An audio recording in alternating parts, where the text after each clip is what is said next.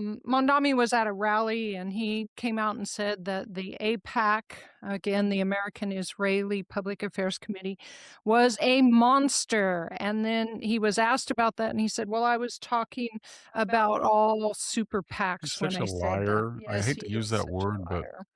every Go ahead. time he's called on something, he does two things. He does not back down, and then he lies about what he said. He did not talk about all PACs, and he talked specifically about AIPAC. AIPAC is not a fringe organization. Mr. Mondami, this is not Antifa, which you don't seem to criticize. This is not Black Lives Matter, a crooked organization that caused havoc, and then the architects stole all the money.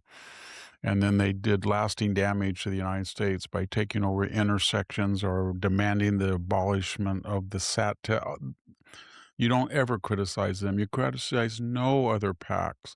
There's a lot of PACs. How about the CARE PAC, the Committee of Arab American Relations, huh? You don't ever mention that. So he's talking about Jews, and he's basically saying that Jewish people who stick up for Israel are monsters. And he says they have too much influence, except and what he's doing right now, he's a communist and full of himself. To quote a novel by Tom Wolfe, A Man in His Fool. He thinks he's at the pinnacle of his power. Now he's getting all of his staffers in this huge city with all this money, multi-billion, and he's staffing it with communists and socialists. And he thinks it's a movement he's building. And now he's getting brazen and he's being implicit about what he feels. He, I hate to say this, but all people who are Jewish American in New York City, if you're on the left, he hates you because he is an anti-Semite racist. And he hates you if you're not Jewish and you're in favor of Israel as a traditional home for the Jewish people. And he doesn't care anymore. He looks at the architecture. He says, well, Talarico, he's doing what I did. He's smiling, he's faking it out, and he's doing what um, our Virginia governor did. Schellenberger, is that her name? Spanberger, I think. Schamberger, and that's an Spanberger. M, isn't it? Spanberger, yeah. Spamberger, yes, I remember. So he's doing what she did. It's go act like you're a moderate, and then once you're in office, go full commie.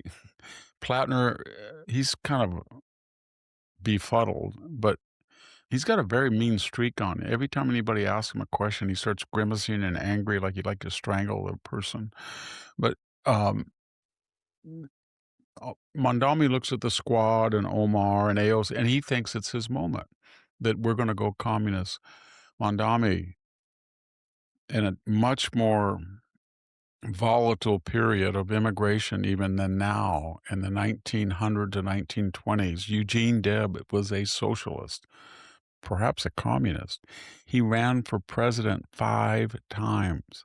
He was in jail in his last bid in 1920. He only won 1 million votes out of about 130 million or 140 million Americans at the time. We have never had a grassroots socialist commie movement. Socialism and communism is a boutique creed of the elite wealthy, people who are wealthy. If you don't believe me, Mr. Mondami, look in the mirror. You are a settler colonialist. You came from Uganda, where the Indian population was 1% and controlled 65% of the economic activity of their colony, Uganda. Then you came over here with your parents, and your dad is a endowed professor. Endowed professors at Columbia, I would imagine, make about $400,000. Your mother is a subsidized filmmaker. And look around you. Miss Ilhan Omar, another communist socialist, says she was worth 30 million until people said that's impossible. So now she's worth zero, but you figure it out. And then you turn over to Bernie Sanders, the archetypical socialist. He's got 3 homes, one on a lake, one in Washington, and one in Burlington. 3 homes for a childless 80 something couple. He's got a lot of money. And if you look at all of these socialists, Maybe not Mr. Tallarico, he's on his mom's checking account, but Graham Plattner, his dad is a very well-known wealthy lawyer, his mother is an elite restaurant owner and operator, and she's your only client. His She is his only client. I could go on and on and on. Bill Ayers, he was Bill Ayers, the socialist communist bomber who disappeared when Obama was elected because it had been said that Obama admitted that he had written his memoirs in the Ayers home. But, a lot of people looked at passages in Bill Ayers' memoir, and then they looked in Obama's, and there were metaphors and similes, some quite long, that were identical, meaning there was this accusation that Bill Ayers wrote. Meant much of it. Who knows whether it's true or not? But my point is, he was in the third row with Bernardine Dorn, the terrorist. I saw a clip. Megyn Kelly brought it to my attention. She interviewed Bill Ayers in 2014 on Fox, and I remember that interview, but I didn't remember how bad it was. She, the questions were just, "You killed people, yes, but that was it. Can you guarantee you wouldn't do it again? No. You stole money. Yes, I stole money. And you lied to people and got fake IDs. Yes. And the people that your wife was responsible for killing orphaned 9 children. Yeah, he didn't apologize. That was a that was another thing Obama did. He's doing just like Spammerger, all these other people like Tallarico. They act like they're moderate because nobody in their right mind would elect a socialist or communist.